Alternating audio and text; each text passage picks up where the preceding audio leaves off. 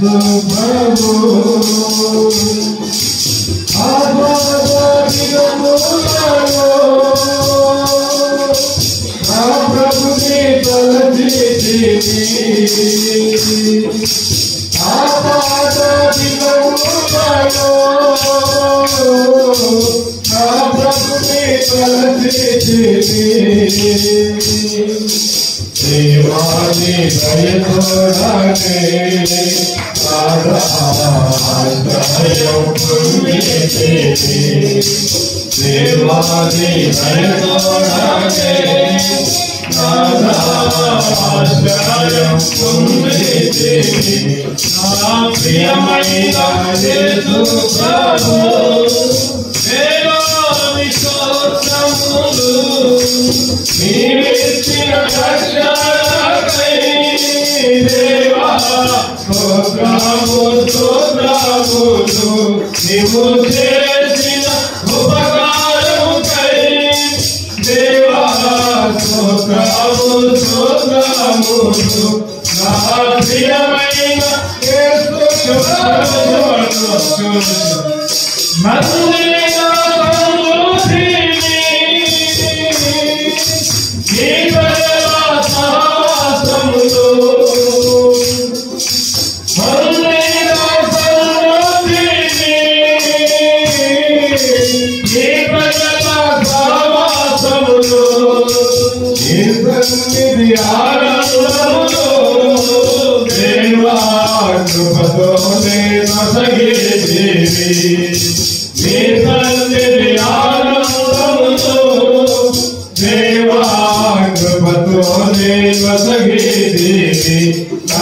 ప్రియమైన యేసు ప్రభు వేలాది స్తోత్రములు నీవిచ్చిన రక్షణకై దేవా స్తోత్రము స్తోత్రములు నీవు చేసిన ఉపకారముకై దేవా స్తోత్రము స్తోత్రములు నా ప్రియమైన యేసు ప్రభు.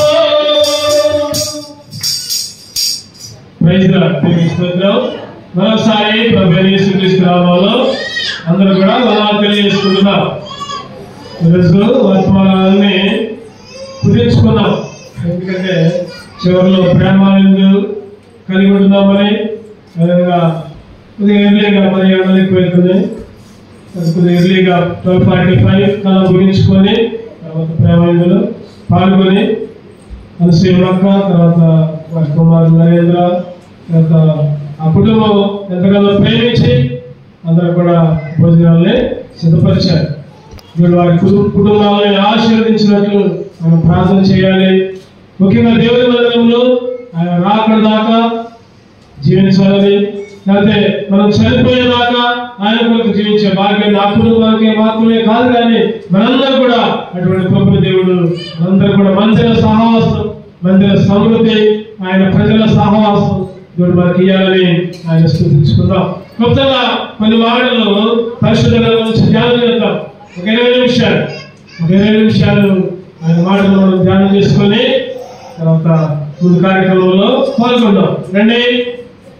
కుటుంబ ఆశీర్వాదం కొరకు కొన్ని మాటలు దేవుడు మనకు ప్రేరేపించాడు. ఆ మాటలు మనం చూసుకుందాం. అనుసూయ యొక్క కుటుంబమే కాదు, కానీ మన కుటుంబాలన్నీ కూడా ఆశీర్వాదం పొందాలంటే ఏం చేయాలి? చూడండి. పరిశుద్ధ గ్రంథం నుంచి 1 పేతురు 3వ అధ్యాయం 9వ వచనం. 1 పేతురు 3వ అధ్యాయం 9వ వచనం చదవండి. ఆశీర్వాదములకు వారసులవుటకు మీరు పిలువబడితే కనుక కీడుకు ప్రతి కీడైనను దోషులకు ప్రతి దోషణ అయినను చేయక దీవించుడి. చాలు. దేనికి పిలువబడ్డాం మనం? చెప్పండి. దేనికి పిలువబడ్డాం? చెప్పాలని చెప్పాలి. దయచేసి చిన్నపిల్లల్ని అరవకుండా చూసుకోవాలి. మరి తల్లి కానీ తండ్రి కానీ అంటే, ఎందుకంటే దేవుడు మనతో మాట్లాడే సమయంలో జాగ్రత్తగా ఉందాం. ఇక్కడ చక్కటి మాట రాయబడింది. దేనికి పిలువబడ్డామంటే మనం ఆశీర్వాదములకు వారసులవుటకు మీరు పిలువబడుతున్న కనుక కీడుకు ప్రతి కీడైనా ఇంకా దోషులకు ప్రతి దోషులైనా చేయక ఏం చేయాలి? మనం చెప్పండి, ఏం చేయాలి? దీవించాలి. ఆశీర్వాదాలు మన కుటుంబాలకి మనకి రావాలంటే మనం ఏం చేయాలంటే దీవించాలి. క్షమించకూడదు, లేదా తిట్టకూడదు, లేదా దూషించకూడదు. ఆ ఆశీర్వాదాలు మనం పొందుకోవాలంటే దీవించాలి. నిజంగా మరి ఆ ఆశీర్వాదాలు ఆశీర్వాదాలకు వారసులుగా ఉండాలంటే మనం కొన్ని పనులు చేయాలి. మనందరూ ముఖ్యంగా ఈరోజు అన్సీమాక కుటుంబం ఆశీర్వాదం కూడా యొక్క ప్రాముఖ్యతను కలిగి ఉన్నారు. మరి వారు కానీ లేకపోతే నువ్వైనా నేనైనా మనందరం కూడా కొన్ని పనులు చేస్తే నిజంగా దేవుని ఆశీర్వాదాలు పొందుకుంటాం. కొత్తగా కొన్ని విషయాలు చూద్దామండి. మొదలుగా ఒక ఐదుగురు వ్యక్తుల్ని సమయానుకూలంగా ఒక 7 వ్యక్తులు మనం ధ్యానం చేసుకుని ఆ వ్యక్తుల్లాగా మనం కూడా ఆశీర్వాదాలు పొందుకుందాం. క్లుప్తంగా చదివి కొద్దిగా గురించి ముగించుకుందాం. ఆదికాండం 9వ అధ్యాయం 1వ వచనం చదవండి. ఆదికాండం 9వ అధ్యాయం 1వ వచనం. మరియు దేవుడు నోవాహును అతని కుమారుల్ని ఆశీర్వదించి మీరు ఫలించి అభివృద్ధి పొంది భూమిని నింపుడి చాలు. దేవుడు నోవాహును ఆశీర్వదించి, ఇక్కడ చూస్తే ఆదికాండం 7వ అధ్యాయం 1వ వచనం కానీ 6వ అధ్యాయం 22వ వచనం కానీ చూస్తే దేవుని మాట విన్నాడు నోవాహు. దేవుని మాట నోవాహు విన్నాడు. నోవాహు కుటుంబం ఆశీర్వదించబడింది. ఈరోజు మన కుటుంబం ఆశీర్వదించబడాలంటే చెప్పండి, దేవుని మాట వినాలి. దేవుని మాట వింటే మనం ఆశీర్వదించబడతాం, మనం దీవించబడతాం. దేవుని మాట వినబడకపోతే, దేవుని మాట వినకపోతే, దేవుని మాట లెక్కలేకపోతే ఆశీర్వాదాలు పొందుకో. ఒకటోది ఏంటంటే దేవుని మాటకి లోపడాలి, దేవుని మాట వినాలి. ఏది చెప్తే ఒకటోది, అప్పుడే మనం ఆశీర్వదించబడతాం. రెండవ వ్యక్తిని గలతీయులకు రాసిన పత్రిక 3వ అధ్యాయం 11వ వచనం. నేను క్లుప్తంగా చెప్తున్నా, ఇంకోసేపు వివరించడానికి సమయం లేదు కానీ గలతీయులకు రాసిన పత్రిక 3వ అధ్యాయం 11వ వచనం. ఆత్మను కూర్చిన వాగ్దానం విశ్వాసం వలన లభించినట్లు అబ్రహాము పొందిన ఆశీర్వచనము క్రీస్తు యేసు ద్వారా అన్యజనులకు కలుగుటకై. చాలు ఇక్కడ ఎవరు ఆశీర్వాదాలు పొందారంటే చెప్పండి, అబ్రహాము. ఆదికాండం 24వ అధ్యాయం 1వ వచనంలో చక్కటి మాట రాయబడింది. చదవండి మాట. ఆదికాండం 24:1. అబ్రహాము అన్ని విషయంలోనూ యెహోవా అబ్రహాముని చెప్పండి, ఏ విషయంలో? 1, 2, 3 కాదు, అన్ని విషయాల్లో అబ్రహాముని దేవుడు ఆశీర్వదించాడు. ఈరోజు దేవుడు నిన్ను కూడా అన్ని విషయాల్లో ఆశీర్వదించాలంటే అబ్రహాము ఏం చేసిందో అది చేయాలి. మనం ఏం చేశారు అబ్రహాం గారు? ఆదికాండం 12వ అధ్యాయం 1, 2, 3 వచనాలన్నీ చదువుకుంటే దేవుడు మాటకు లోపడ్డాడు. ఇగో ఇంట్లో నుంచి వదిలిపెట్టి పోయాడు, బయలుదేరాడు, ఎక్కడ పోలేదు, ఏం చేయలేదు, అయినా లోపడ్డాడు. దేవునికి లోపడ్డాడు. చెప్పండి, ఎన్నో ఆశీర్వాదం, అన్ని విషయాలు. రెండోదిగా మన కుటుంబాలు, మన పిల్లలు ఆశీర్వదించబడాలంటే ఒకటోదేమో దేవుని మాట వినాలి, రెండోదేమో లోపడాలి. ఆయనకు లోపడాలి. వింటూ మాత్రమే కాదు, ఏదైతే హెచ్చరించబడామో, ఏదైతే దేవుడి ముందు మాట్లాడాడో దానికి లోపడకుండా వింటే సరిపోదు, లోపడాలి, దాని ప్రకారం చేయాలి. అబ్రహాం గారు అదే చేశారు. అందుకనే అబ్రహాము ఆశీర్వదించబడ్డాడు. చదవగా ఆదికాండం 32, 28, 29 వచనాలు. ఆదికాండం 32, 28, 29. అప్పుడు ఆయన నీవు దేవునితో మనుషులతో పోరాడి గెలిచి కనుక ఇక మీద నేనే యాకోబు అనబడదని చెప్పాడు. అప్పుడు యాకోబు నీ పేరు దయచేసి తెలుపుమన్నాడు. అందుకు ఆయన నీవు ఎందుకు నా పేరు అడుగుతున్నా చెప్పి అక్కడ అతన్ని ఆశీర్వదించాడు. చాలు. ఎవరు ఆశీర్వదించబడ్డారు? యాకోబు. యాకోబు. ఇంకోరు కూడా చూద్దామండి. మొదటి వృత్తాంతాలు 4వ అధ్యాయం 10వ వచనం. ఎందుకో నేను తర్వాత చెప్తాను. మొదటి దినవృత్తాంతాలు 4వ అధ్యాయం 10వ వచనం. 336 పేజీ. ఎఫెసు ఇశ్రాయేలు దేవుని గురించి మొరపెట్టి నీవు నన్ను నిశ్చయముగా ఆశీర్వదించి నా సరిహద్దును విశాలపరిచి నీ చెయ్యి నాకు తోడుగా ఉన్న దయచేసి నాకు కీడు రాకుండా దాని నుంచి నన్ను తప్పించుమని ప్రార్థింపగా దేవుడు అతను మనవి చేసిందని అతనికి దయచేసి. ఇక్కడ ఇద్దరు వ్యక్తులు చూస్తే మనం ఎవరెవరు? ఒకటోదేమో యాకోబు, రెండవది ఎఫెసు. ఇద్దరు కూడా దేవుడు ఆశీర్వదించాడు. ఎందుకు అంటే వాళ్ళిద్దరు కూడా ఒకటే చేశారు పని. ఏంటి తప్పని అంటే దేవునికి మొరపెట్టారు. దేవునికి మొరపెట్టారు, ప్రార్థించారు. ప్రార్థన అన్నిటినీ చక్కబెట్టి. ఈరోజు చాలా మంది జీవితాల్లో అన్ని ఉంటున్నాయి. పాటలు ఉంటుంది, వాక్యం ఉంటుంది, లేదా మంచిగా ఆరాధన ఉంటుంది. ప్రార్థన చేయడానికి మాత్రం సమయం ఉండట్లా. ప్రార్థన అందరి వరకు బైబిల్లో పాడుతుంది.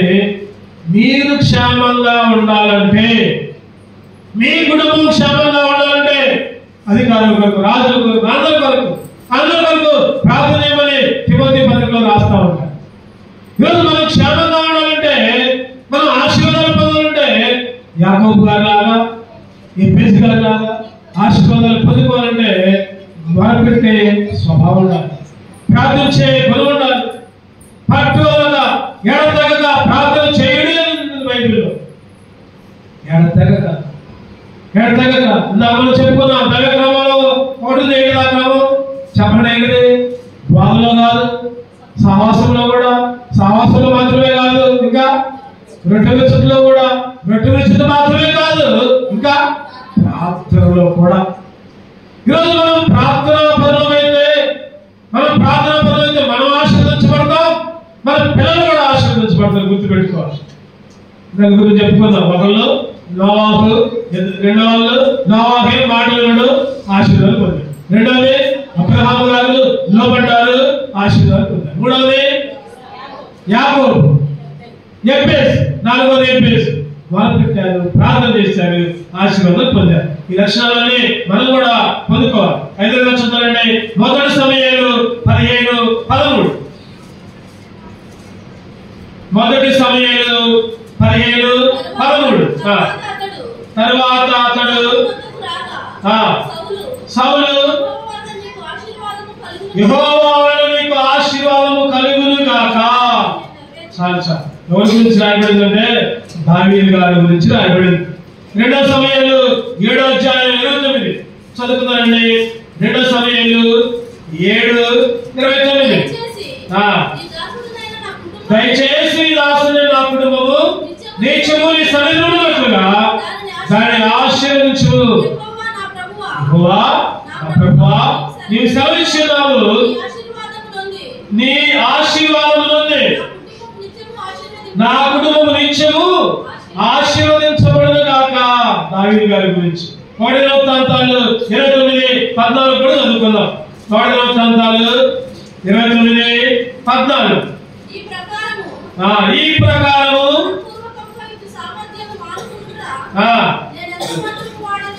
ప్రకారము మనపూర్వకమైన సామర్థ్యము మాకున్నట్టు నేనెంత మాత్రపు వాడును, నా జీవితంత మాత్రపు వాడు సమస్తము నీ వలన కలిగిన కదా.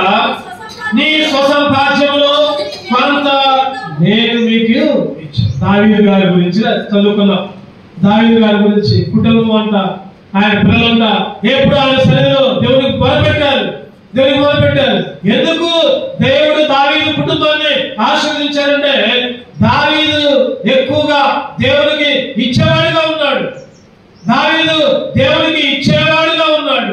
ఇయటమంటే ఆయన అంటున్నాడు అక్కడ ప్రయోజనాల్లో, అయ్యా ఏమిచ్చానయ్యా, ఏమిచ్చా?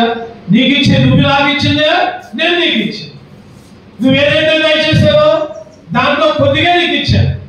అంటే ఈరోజు మన కుటుంబాలు ఆశీర్వదించబడాలంటే దేవునికి ఇచ్చే వాళ్ళంగా ఉండాలి, దేవునికి ఖర్చు పెట్టే వాళ్ళంగా ఉండాలి.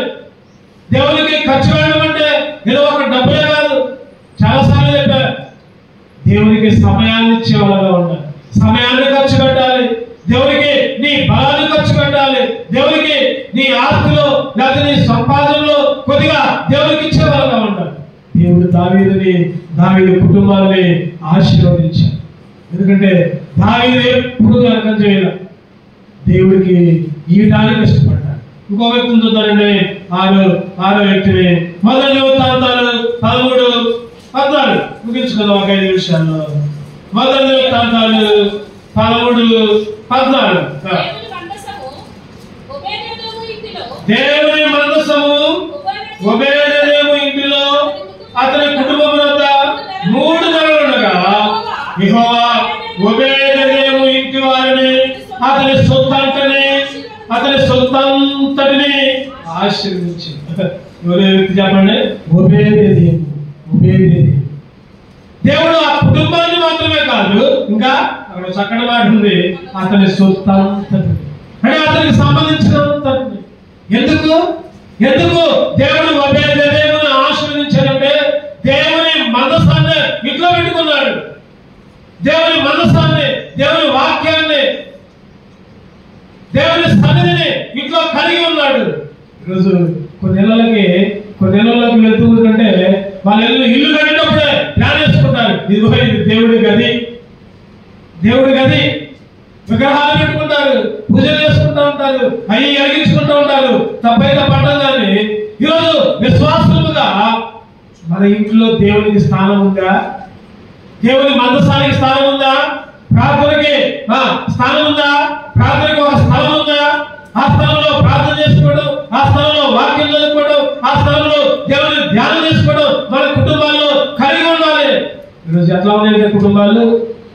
ఎప్పుడు చూసినా టీవీలే, ఎప్పుడు చూసినా సీరియల్లే, ఎప్పుడు చూసినా సినిమాలే, ఎప్పుడు చూసినా సినిమా పాటలే, పిల్లలు ఎగట్టు డాన్స్ చేయట్టు, దాన్ని ప్రోత్సహిస్తున్నాం తల్లిదండ్రులు. ఈరోజు ఆయన్ని కలిగి ఉంటే దేవుడు ఆశీర్వదించిన వాళ్ళు, దేవుని ఆశీర్వాదాలు మన మీద, మన కుటుంబాల మీద ఉండాలంటే దేవుని మనసు ఉండాలి, దేవుని సన్నిధి ఉండాలి.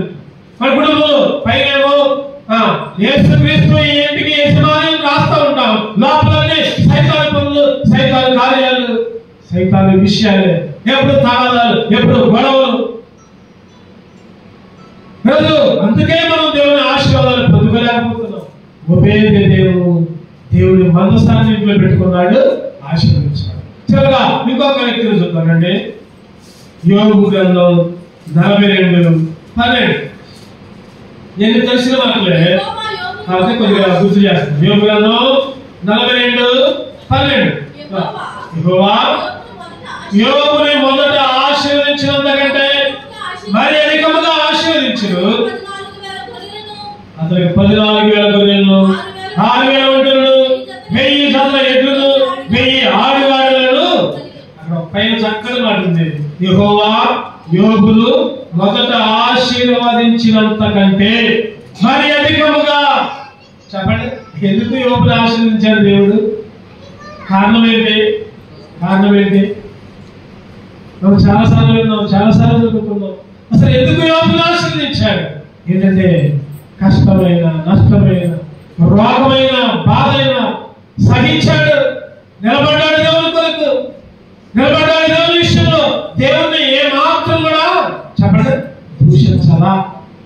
మరి ఏదైనా చిన్న కష్టం వస్తే చాలు, ఏది దేవుడా నాకు ఎంత చేసింది, ఏదయ్యా నీ సరిది పడుతున్నాగా, నీ కాలు వెళ్తున్నాగా, అయినా నాకేంటి శ్రమ, నాకేంటి కష్టం, నాకేంటి ఇబ్బంది. ఈరోజు ఆశీర్వదించబడాలంటే కష్టాలను కూడా ఇష్టంగా స్వీకరించాలి.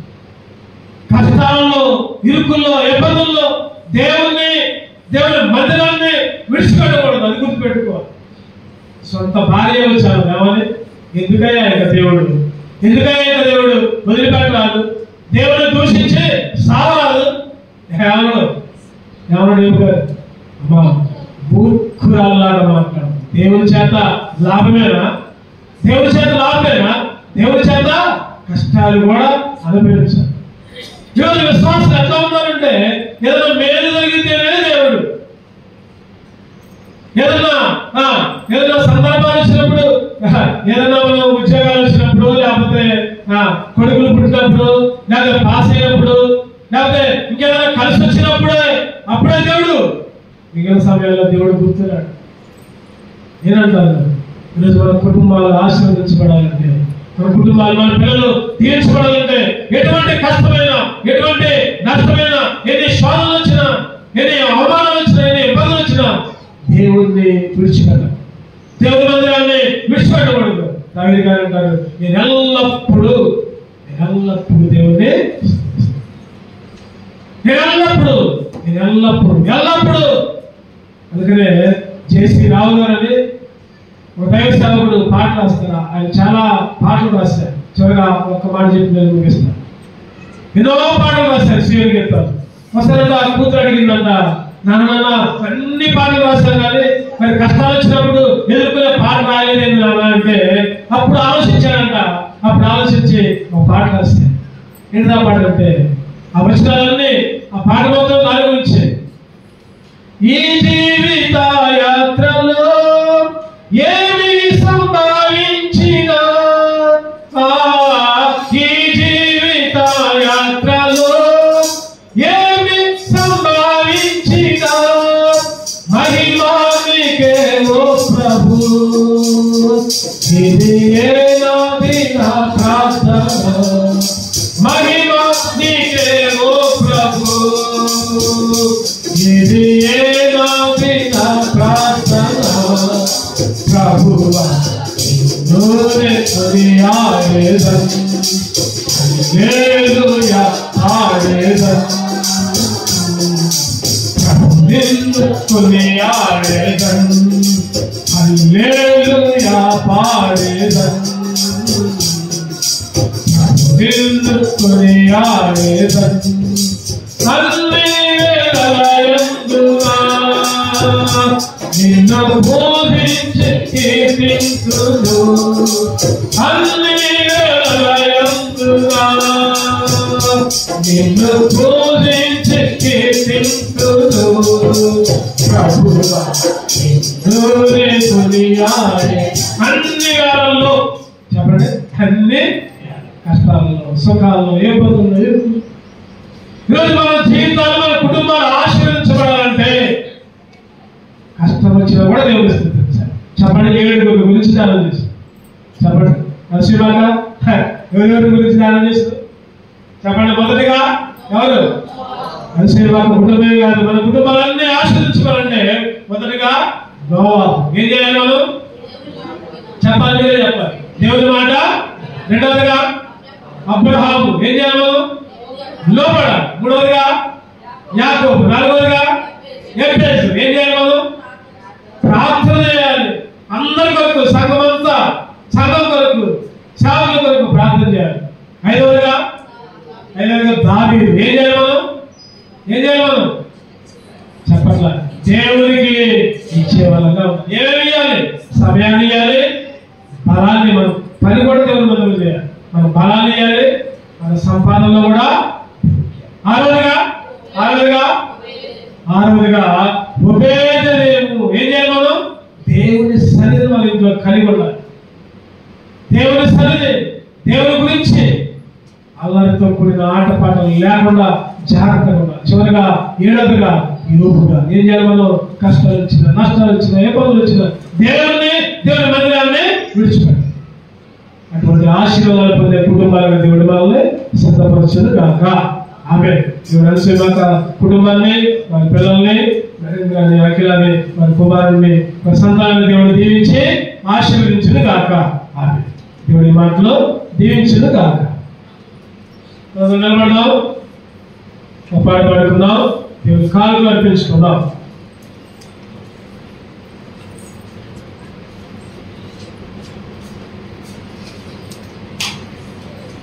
మనం నిలబడదాం.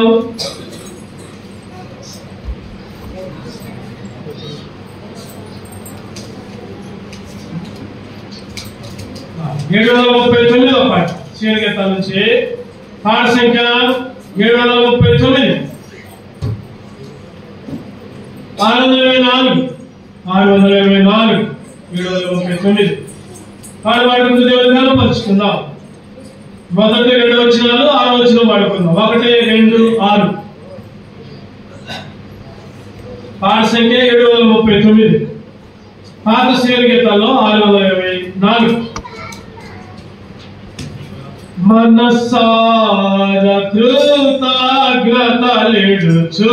మనసార కృతజ్ఞతలిడుచు గానము చేయు ప్రభు గానము చేయు ప్రభు గానము చేయు ప్రభు వారముల సాగు వివేకనాశి వారముల సాగు భగవంతు యేసుని ఉపకారము భగవంతు యేసుని ఉపకారము భగవి గుణని